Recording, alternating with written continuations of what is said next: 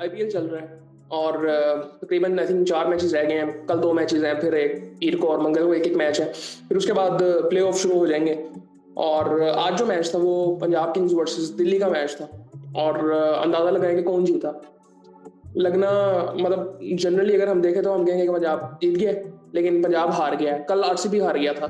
So I think जो टीमें qualify नहीं की उनको अब याद आया कि सीरियस होकर खेलना था, और आज दिल्ली ने पंजाब को हरा दिया और बड़े कंफर्टेबली हराया। कोई इतनी उनको मुश्किल हुई नहीं।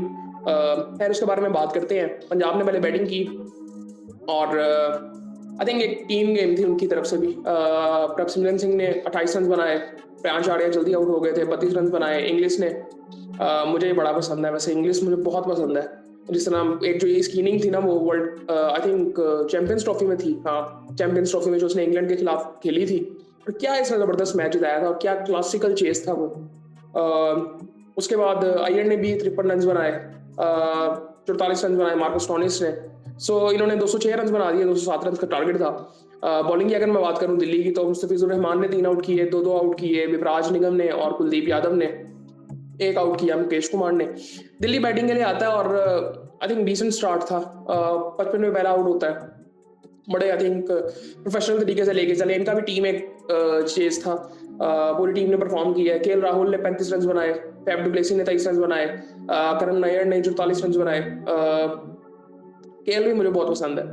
अगर मैं जनरली इंडिया की अगर मैं बात करूँ ना, तो मुझे एक नाम अगर लेना हो इस वक्त जो कि टीम में है वो केएल होगा। आई थिंक मैंने इसका एक शो देखा था, साउथ अफ्रीका के खिलाफ टेस्ट मैच था, साउथ अफ्रीका में ही था। मैं उसके बाद इस बंदे का फैन हूँ और कुछ इनिंग्स इसकी मैंने आईपीएल में भी देखी हुई है। मैं इसका बड़ा फैन हूँ। सो उसके बाद अगर बात करें तो करण नैयर 44 रन इसने बनाए 27 बॉलों में। उसके बाद सदीकुल्ला अटल ने 22 रन बनाए, 58 रन बनाए। समीर रिजवी ने नॉट आउट रहे ये भी, और स्टब्स ने भी 18 रन बनाए, नॉट आउट ये भी रहे। 208 रन इन्होंने किए। 3 बॉलें पहले इन्होंने चेस कर लिया था, 4 आउट हुए थे। और बॉलिंग की अगर मैं बात करूं पंजाब की, तो 2 आउट किए हैं हरप्रीत बराड़ ने। इसका ओवरऑल अगर देखें तो इसने अच्छी बॉलिंग की है पूरे टूर्नामेंट में। और प्रवीण दुबे ने 1 आउट किया, मार्को एंसन ने 1 आउट किया। अब मुझे सिर्फ एक चीज फील हो रही है कि यार बहुत लंबा टूर्नामेंट है आईपीएल, और आई थिंक इधर बैठ के हम क्या कहते हैं बात करनी हो तो बर्नआउट फील करते हैं। मतलब अब ना ये जब आईपीएल बंदा फॉलो कर रहा होता है 2 महीने तो चलना ही है, और रेगुलर मैचेस हैं, डेली मैचेस हैं। और जब 2 मैचेस हैं तो आई थिंक बंदा बर्नआउट हो जाता है उस दिन। सैटरडे संडे जो आता है ना, फिर वो बर्नआउट बंदा हो जाता है। सो खैर ये सूरत हाल थी, लेकिन इससे कोई फर्क नहीं पड़ेगा। इन रिजल्ट से कोई इतना खास कुछ फर्क नहीं पड़ेगा। टेबल की अगर सूरत हाल देखें, टॉप 4 तो कंफर्म थे, लेकिन अब मुझे ये देखना है कि टॉप 2 में कौन आ रहा है। अब टॉप 2 अभी भी चेंज नहीं हुए टॉप 2, क्योंकि अब टॉप 4 की अगर बात करें, इन सबका एक एक मैच रह गया। टॉप 4 की मैं बात कर रहा हूँ, एक एक मैच इनका रह गया। और दिल्ली के सारे मैच खत्म हो गए। अब दिल्ली अब आराम करे। राजस्थान के भी सारे मैचेस खत्म हो गए हैं, बाकी टीमों के एक एक मैच पड़ा हुआ है। सो वो वही तकरीबन 4 मैचेस हैं। सो उसके बाद जो पोजीशंस हैं वो थोड़ी सी उनमें क्लैरिटी आएगी कि कौन टॉप 2 में आया, क्योंकि वो फिर एक एडवांटेज होता है। सो वो देखते हैं किनको मिलता है। आई थिंक बड़ा इंटरेस्टिंग अब हो गया है। प्ले ऑफ्स बड़े इंटरेस्टिंग होंगे। गुजरात है, पंजाब है, आरसीबी है। आरसीबी जिस तरह की फॉर्म में इस दफा लग रहा है, कोहली जिस तरह से है, मतलब मैं ये नहीं कहूंगा कि वो बहुत हाइप थी कि बहुत अच्छी टीम थी उनकी, ऐसा कुछ नहीं था। वो एक कहते हैं ना, एक आप कहते हैं बहुत अच्छी टीम, एक कहते हैं सही टीम। तो मुझे लगता है कि सही टीम थी शायद, और शायद उनका टाइम था। सो मे बी ये साल भी उनका हो और वो टूर्नामेंट भी जीते हैं। मुझे वैसे लग रहा है आरसीबी का, मुझे चांस काफी लग रहा है। अगर मैं यहाँ पे देखूं, हमने वैसे अगर जब बात की थी टॉप 4 की, तो हमने कौन कौन सी टीमें रखी थी? मैंने कलकत्ता को भी रखा था, मैंने चेन्नई को भी रखा था, ऑफिस था ये 2 टीमें तो। उसके बाद मैंने हैदराबाद को भी रखा था, लेकिन उसमें से सिर्फ एक टीम आई है, मुंबई इंडियंस। सो इससे आप अंदाजा लगा लें कि T20 जो गेम है वो कितना चेंज हो गया है। कि ये मतलब अब जो ऑन द पेपर जो नेम्स होते हैं उससे कोई फर्क नहीं पड़ता प्लेयर फॉर्म में है कि नहीं है।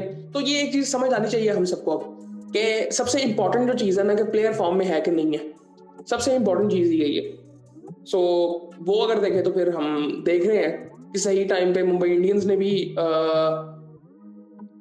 परफॉर्म करना शुरू किया था। शुरू में ये भी तंग हो रहे थे थोड़ा सा। बाकी आई थिंक ये तीनों टीमों ने, आरसीबी हो गया, पंजाब हो गया, गुजरात, इन्होंने पूरा टूर्नामेंट ही बड़ा ज़बरदस्त खेला है। लेकिन मुझे ना आरसीबी के चांसेस लग रहे हैं। अब दूसरी टीम कौन सी होती है मुझे कुछ नहीं पता कि कौन सी टीम हो सकती है, क्योंकि मैंने इन तीनों टीमों को टॉप 4 में ही नहीं रखा था। सो उसमें आप पीएसएल में देखें, पीएसएल में एक बड़ी इंटरेस्टिंग चीज़ हुई ना, कि जिस तरह आप देखें लाहौर फाइनल में कोयटा के साथ। अब कोयटा को तो हमने फाइनल में रखा था, कोयटा फाइनल में होगा कराची के साथ, और मुझे था कि लाहौर इस्लामाबाद तो टॉप 4 में भी नहीं जाएंगे। लेकिन काफ़ी चीज़ें चेंज भी हुई, जिसका मतलब फ़र्क पड़ा टीमों को, सब टीमों को फ़र्क पड़ा।